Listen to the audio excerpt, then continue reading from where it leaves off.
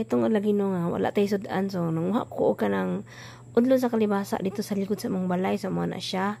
Ako ra na siyang gilaphawan kay lami man jud siya laphawan unya parisan siya og ginamos na isawsaw dayon sa kanang ginamos unya kanang with kape ang lami kayo atong kaon diha. So mo na akong anak no, anak no pangabuotan. Sige siya pa-cute diha oh.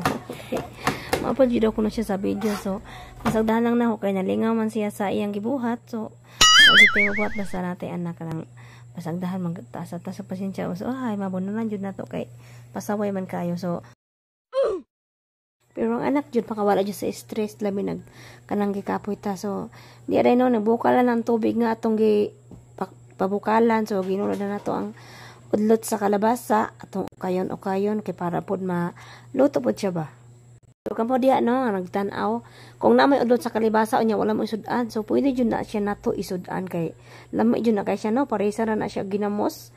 Kung wala kay namos pwede ra pod kanang sawsawan, toyo, suka, sili, lami kay na siya og healthy pag yun na siya kaonon.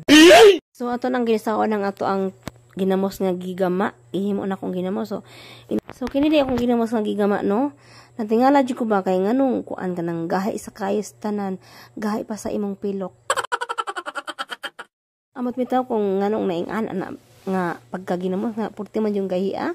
Ako man tanan nang gisuon sa YouTube, so wala jud siya nagkadimao no mo nang kanang next time magdiawe ta og ginamos ato yung tanong paminaw sa YouTube no kung tama ba ni, kung sakto ba ni, kay ang ako yung pagtan-aw no murag mali jud ko, nagkamali jud ko kung unsaon jud paggama og ginamos o diba og ibatangan nagsuka na diha kay para pod mawala-wala ang langsa ba. Kana din pagluto nako sa kanang ginamos nako no, kuha na siya bawang redag sibuyas no, wala na siya kamatis kay kanang wala jud kanang kamatis kay kabalo na ka mabitang nagulay kay way kwarta, so wa jud ka palit pod og kamatis.